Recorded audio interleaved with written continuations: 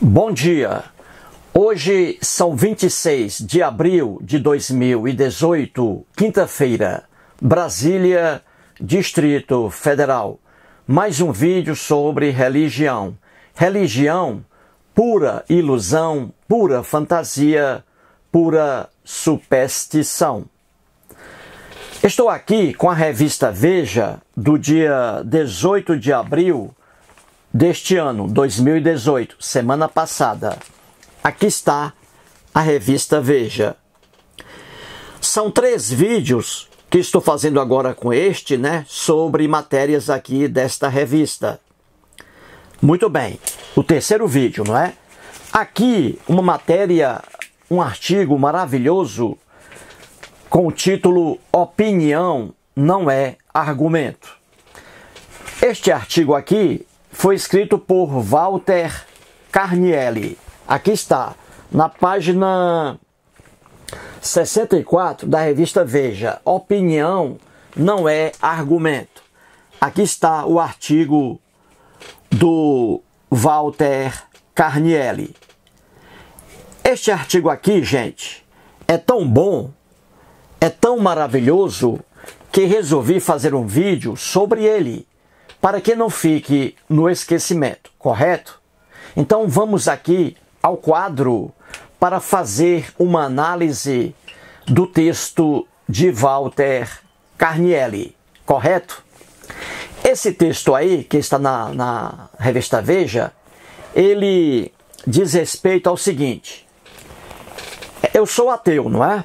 Sou ateu e tenho aí no YouTube hoje quase 2.000 vídeos, 2.000 só sobre religião, 2.000 vídeos, com várias séries que estão aí na internet, correto? É muito comum eu, sendo ateu, receber aí comentários, entre aspas, porque não são comentários, de religiosos, principalmente cristãos, que ficam raivosos, vamos assim dizer, com raiva, dizendo que eu estou ofendendo a crença deles, que eu, ao fazer vídeos sobre ateísmo, estou aí ofendendo a crença deles. E às vezes eu explico, não é? Que isso não é ofensa, que isso não é agressão ao direito de crença deles. Eu explico isso, porque a pessoa religiosa, ela é fanática. Como dizia o Freud, o pai da psicanálise, a crença religiosa transforma um homem num fanático, assim, sem controle. E é por isso que pessoas fanáticas não entendem o discurso de outras pessoas que têm ideias, opiniões, argumentos diferentes dos dela, correto? Então, para essas pessoas que não entendem o que é crítica a uma crença, ofensa a uma crença, esse artigo aqui é maravilhoso. E eu sempre explico isso em meus vídeos, correto? Então, para aqueles internautas cristãos que se sentem desrespeitados em sua crença, é bom assistir a esse vídeo aqui, correto? Muito bem. Então, vamos aqui ao quadro. Walter Carnielli, aí está. É o rapaz aí que escreveu a matéria na revista Veja, na página aí 64, correto? Walter Carnielli, ele é matemático e professor titular de lógica e filosofia da ciência no Centro de Lógica e do Departamento de Filosofia da Unicamp, em Campinas. Portanto, o Walter Carnielli, ele é formado em matemática e ele é doutor em filosofia. Estudou nos Estados Unidos da América do Norte, correto? Então aí o Walter Carnielli é matemático e doutor em filosofia. Ele trabalha, olha aqui, ele trabalha com a lógica, coisa que não existe no mundo das religiões, correto? Mas tudo bem. Ele diz aqui o seguinte: no artigo dele, logo no início, ele coloca aqui caso 1 e caso 2, correto? E aqui a parte final do artigo dele. Eu fiz logo aqui na primeira parte do vídeo, porque depois eu mostrarei aí outros quadros, não é? Aqui na primeira parte eu peguei o início da matéria do Dr. Walter Carnielli e a parte final aqui do artigo dele, correto, gente? Muito bem. Então, no início de seu artigo, o Walter Carnielli, ele traz dois casos hipotéticos. Casos hipotéticos, mas que acontecem diariamente aqui no Brasil e em qualquer lugar do mundo. Mas são dois casos aqui hipotéticos. E ele mesmo diz, então vamos aqui ao primeiro quadro, correto, gente? Ao primeiro caso. Ele escreve assim, logo no início de seu artigo. Aqui está uma história que pode ser verdadeira no contexto atual do Brasil. Viu aí? Muito bem. Aí ele continua. Um jovem professor de filosofia, veja aí, um jovem professor de filosofia, instruindo seus alunos a filosofia da religião, introduz a maneira que a filosofia opera há séculos, argumentos favoráveis e contrários à existência de Deus. Um dos alunos se queixa para o diretor e também nas onipresentes redes sociais de que suas crenças religiosas estão sendo atacadas. Eu tenho direito às minhas crenças. O diretor concorda com um aluno e força o professor a desistir de ensinar filosofia da religião. Entendeu aí, gente? Muito bem. Aqui, na primeira parte do artigo do Dr. Walter Carnielli, ele aqui mostra um caso hipotético, mas que ocorre no Brasil e em qualquer lugar do mundo. Aqui ele traz três pessoas, veja, um professor de filosofia, um aluno religioso conservador e um diretor, correto? Então aqui nesse fato está assim, um professor de filosofia, lá na sala de aula, ele mostra ali argumentos favoráveis e contrários à existência de Deus sob o enfoque da filosofia, correto? Muito bem. E quando o professor aqui, ele dá essa aula, um dos alunos dele, que está ali na sala de aula, se queixa para o diretor. Esse aluno aí, religioso, ele não gostou das argumentações a favor e contra a existência do Deus em que ele acredita. Ele não gostou e aí ele foi fazer a reclamação para o diretor lá da escola, correto? E também esse aluno fez reclamação também nas redes sociais, no YouTube, não é isso? Facebook, etc. Ele não gostou aí da aula do professor de filosofia, não é? Porque esse aluno diz que ele tem direito às crenças religiosas dele. Se ele tem direito às crenças religiosas dele, ele pensa que o professor não poderia ali expor argumentos filosóficos a favor e contra a existência do Deus aqui, do aluno, correto? Aí o aluno foi lá e reclamou para o diretor.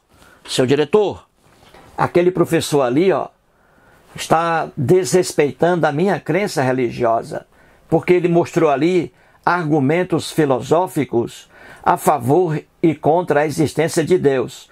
E eu não gostei, seu diretor.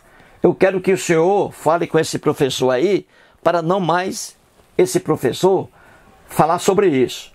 Aí o diretor, veja aqui, o diretor concorda com o aluno e força o professor a desistir de ensinar a filosofia da religião. Muito bem? Quem errou aqui, eu nem vou perguntar, não é? Quem errou aqui foi o diretor, não é isso? O diretor, por quê? Porque ele ouviu a reclamação de um aluno e aí proibiu o professor de comentar agora sobre esse assunto aí, não é? Isso aqui é um erro grave do diretor. Ele não deveria ter feito isso, não é? Porque quando o professor aqui expôs aqueles argumentos famosos, né, da filosofia, argumentos favoráveis, né, e contrários à existência de Deus, o professor aqui não ofendeu de forma alguma o direito de crença daquele aluno.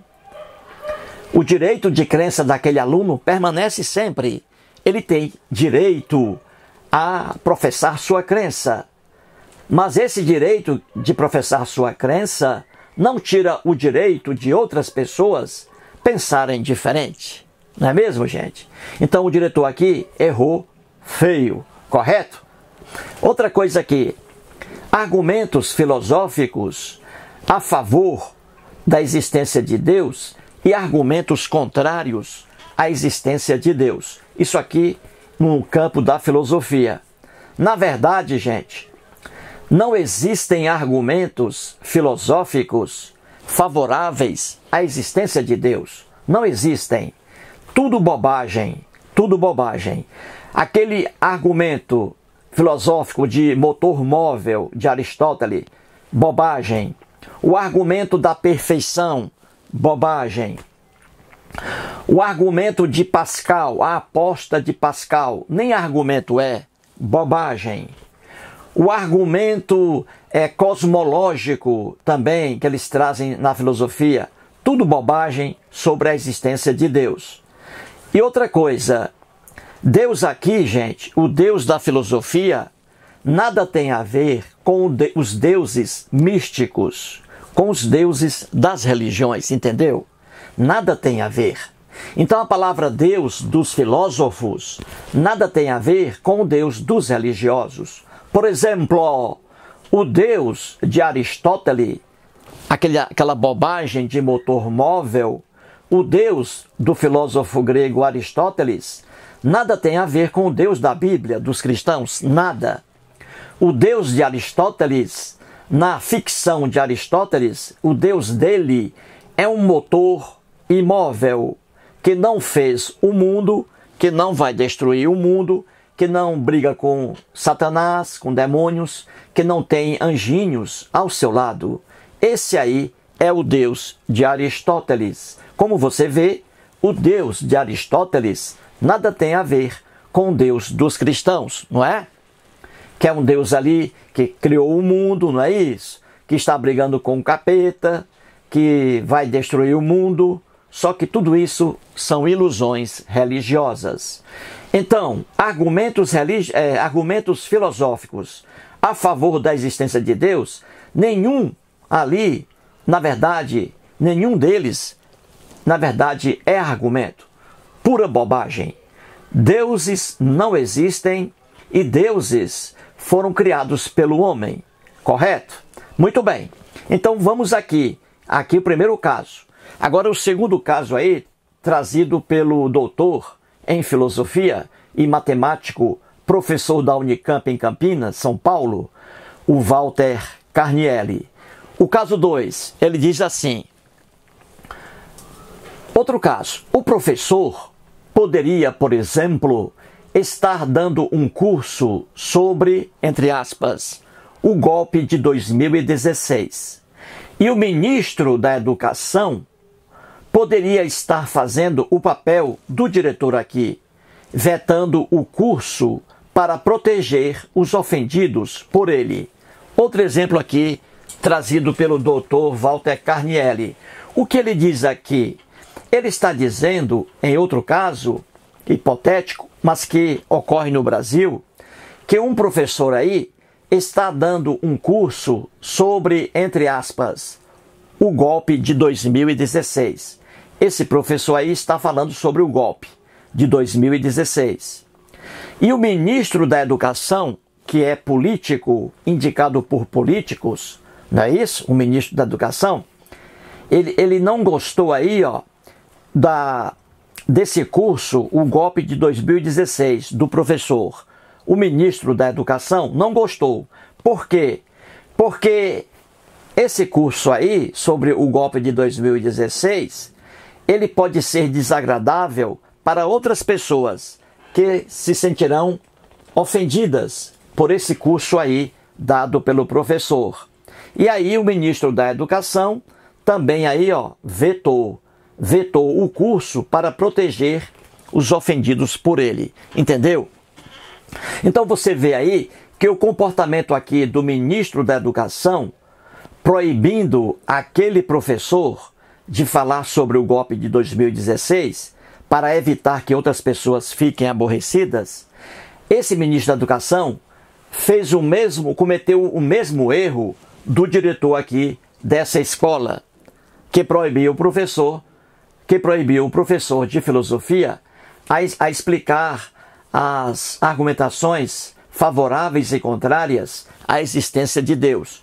O religioso aqui, o aluno religioso conservador, não gostou aí dos argumentos e foi ao diretor, e o diretor proibiu o professor de falar sobre isso.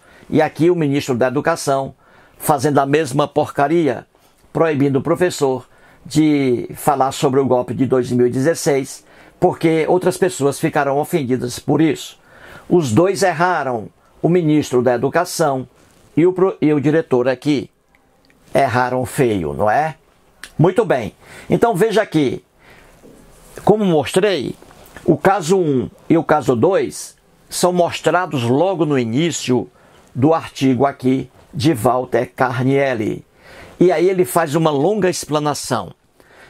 E aqui a parte final do artigo dele. Coloquei logo aqui as duas partes iniciais do artigo e a parte final para você já entender aí a coisa, não é? Depois em outro quadro mostrarei algumas passagens aqui importantes da explicação do Walter Carnielli. Então na parte final do artigo dele, ele se refere aos dois casos iniciais do artigo. Aqui estão, correto? Então aqui está a parte final do artigo dele. Veja o que ele diz aí. Ouça. O que o diretor, que é o caso aqui, gente, no caso 1, o diretor. O que o diretor e o ministro da Educação, o caso 2, ministro da Educação, correto? O que o diretor e o ministro da Educação deveriam ter reconhecido ao estudante, no primeiro caso, e aos ofendidos aqui, no segundo caso, deveriam ter reconhecido ao estudante e aos ofendidos com o curso O Golpe de 2016, é que, sim, eles têm um direito moral à sua crença. Veja aí, que eles têm, sim, um direito moral à sua crença e têm o direito moral de não ter essa crença arrancada à força. Mais nada. Veja que coisa linda. Repito, o doutor Walter Carnielli está dizendo que o diretor e o ministro da Educação deveriam ter reconhecido ao estudante e aos ofendidos com o curso O Golpe de 2016 é que eles têm um direito moral à sua crença e têm o direito moral de não ter essa crença arrancada à força. Mais nada. E mais nada. A filosofia da religião, que é o caso aqui, a filosofia da religião, no caso 1, permanece no programa, com o professor aqui dando aulas. E o programa do curso, aqui, do curso sobre o golpe, e o programa do curso permanece também vigente. O que o Walter Carnielli está dizendo aqui, ele é professor de filosofia, doutor em filosofia, ele é matemático, ele é professor de lógica. O que ele está dizendo aqui é que o diretor errou no caso 1 e o ministro da Educação errou no caso 2.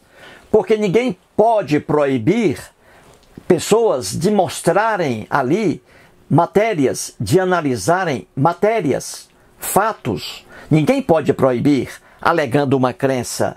Não. O direito à crença, ele é garantido. O direito à crença, seja ela qual crença for, ele é garantido. Ele é garantido. Ninguém pode obrigar uma pessoa a deixar, a se livrar, a proibir uma pessoa de ter o seu direito de crença extinto. Não.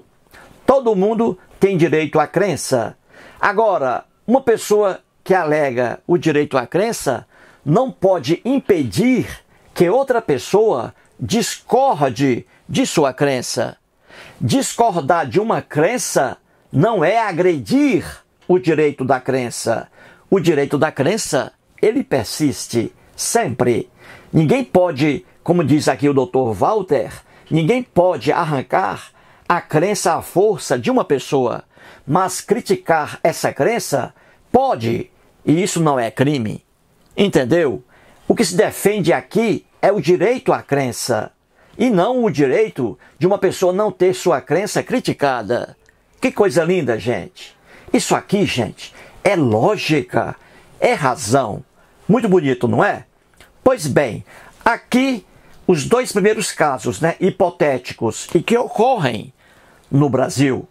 Os dois casos hipotéticos, aqui o professor de filosofia, o aluno religioso conservador e o diretor da escola. E aqui o professor, o ministro da educação e aqui os prováveis ofendidos com um curso aí ministrado pelo professor. E aqui a explicação final do Walter Carnielli, mostrando aí o erro do ministro da Educação, no caso 2, e o erro do diretor, no caso 1. Agora vou mostrar em outro quadro uma passagem aqui, dentro dessa matéria, entre o início e o final aí do professor Carnielli. Vamos lá. Muito bem, gente. Aqui, trechos da matéria aí do Walter Carnielli, correto? Veja o que ele diz aqui. Vamos à primeira. Ele diz assim: muitas pessoas acham que se tem um direito moral a uma crença, todo mundo tem o dever de não privá-las dessa crença, o que envolve não criticá-la, não mostrar que é ilógica ou que lhe falta apoio evidencial. Muito bem, o que ele está dizendo aqui é que muitas pessoas ignorantes, que desconhecem, que não estudam, que não leem.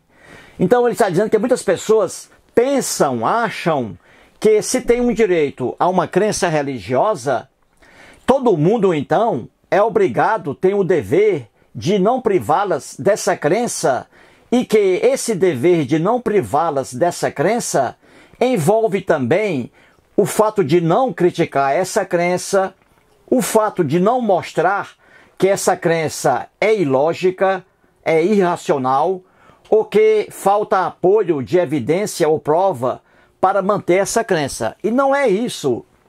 A pessoa, qualquer pessoa, tem um direito à sua crença religiosa, tem um direito a acreditar em qualquer Deus, em qualquer religião, tem esse direito. Só que esse direito a uma crença religiosa não priva outras pessoas de criticar essa crença religiosa. Porque o que está se criticando não é o direito a essa crença, mas a própria crença em si. E isso aí não é crime, não é errado. Certo? Não é crime, não é errado. Então, todas as pessoas têm direito a uma crença religiosa. Tem direito sim. Só que esse direito não cria obstáculo a que outras pessoas diferentes daquela crença digam que aquela crença é ilógica, é irracional, que é uma crença não apoiada, como é normal, em provas, evidências e vestígios. Entendeu? Isso aí é uma verdade incontestável. Vamos agora a outra passagem aí do doutor em teologia, ou em filosofia e matemático. Ele diz assim: qualquer que seja sua crença, veja aí, qualquer que seja sua crença, você não pode exigir que outra pessoa sacrifique a própria crença, ou seja, a crença daquela pessoa, para salvaguardar o direito à sua. Que coisa linda, não é? E isso é verdade. Se uma pessoa tem a crença religiosa, por exemplo, uma pessoa é cristã da igreja adventista, por exemplo, né? Mais uma ilusão religiosa. Se uma pessoa ela tem essa crença na igreja adventista, ela não pode exigir que um outro cristão da Assembleia de Deus não critique aí a adventista para proteger seu próprio direito. Não, claro que não. Assim como um cristão da adventista tem um direito à sua crença, o cristão da Assembleia de Deus também tem o direito à sua crença. O cristão da Igreja Universal do Reino de Edir Macedo também tem direito à sua crença. Então você não pode proibir outra pessoa que tem crença diferente da sua, você não pode proibi-la de criticar sua crença, porque a crença em si pode ser criticada, pode ser taxada de irracional, mas não proibir o direito a essa crença. É coisa diferente, entendeu?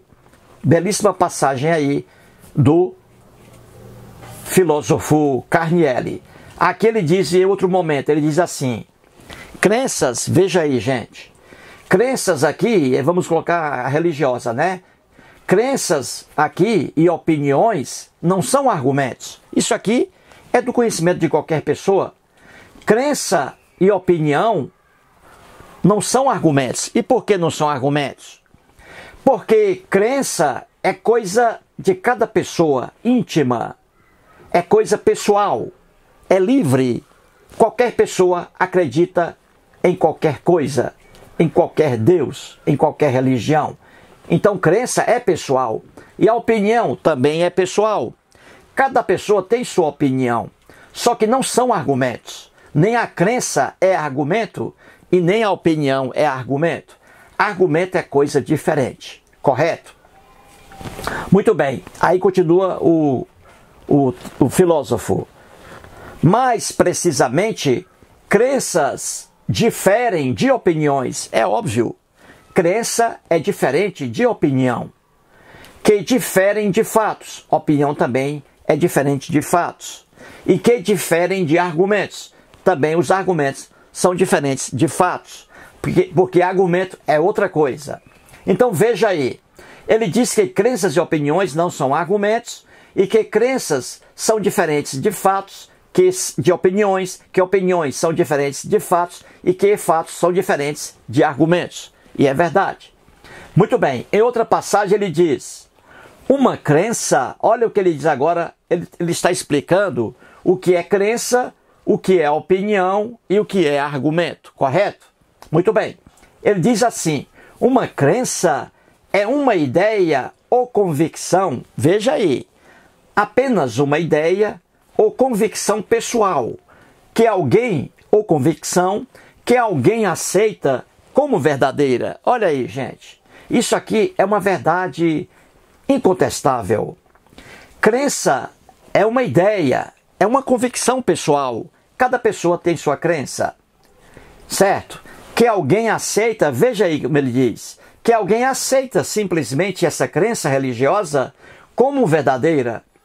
Aí ele dá um exemplo aqui de crença não religiosa, como passar debaixo de uma escada dá azar. Olha o exemplo que ele traz aí. Essa superstição aqui no Brasil é muito forte, não é?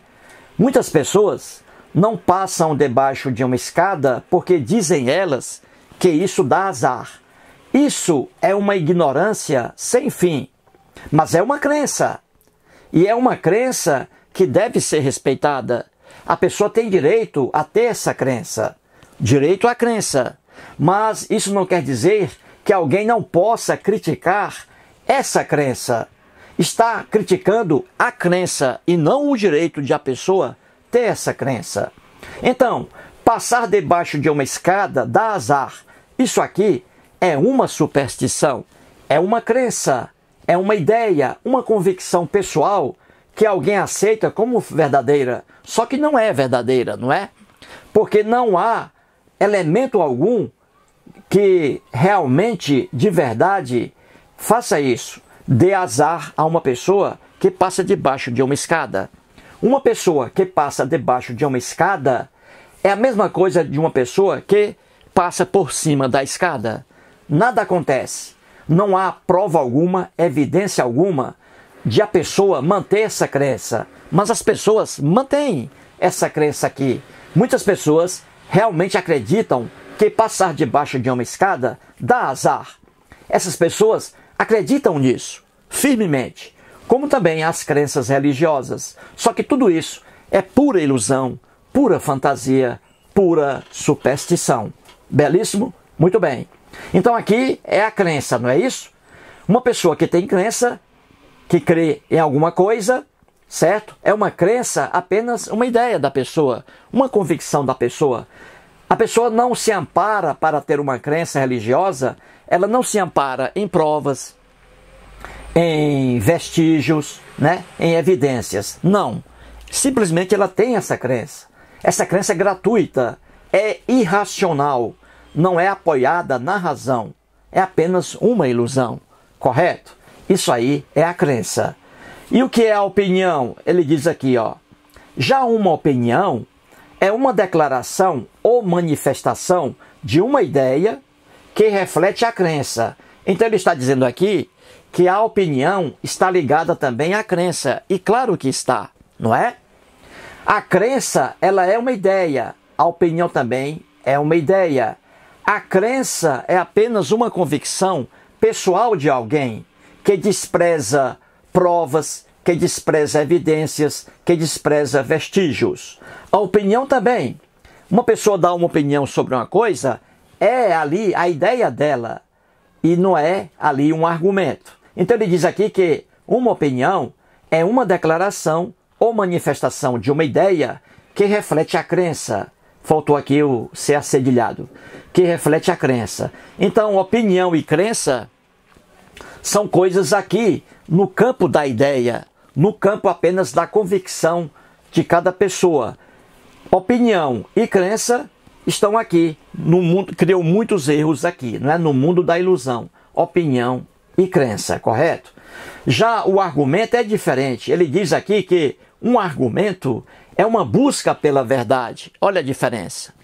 Argumento, opinião e crença. Já o argumento é uma busca pela verdade. E quando você busca essa palavra aqui, verdade, aí você procura a razão, você procura a observação, o estudo, a análise, não é isso? A comparação entre as coisas para chegar à verdade. Então, argumento é coisa lógica, argumento é coisa que é um produto aqui da razão, da racionalidade. Quando você busca a verdade, você faz uso de argumentos. E os argumentos aqui são elementos fortes que levam a pessoa à verdade. Então é diferente argumento de opinião e de crença. Um texto aí, olha, belíssimo o artigo do Dr. Walter Carnielli, não é isso? E ele diz aqui que o pior é quando uma pessoa materializa a crença numa opinião e essa opinião substitui os argumentos. Aí ele diz que aí é o perigo. E é o perigo. Quando uma pessoa tem uma crença e ela materializa essa crença numa opinião e essa opinião ela transforma em argumento. É o que fazem aí os religiosos, né?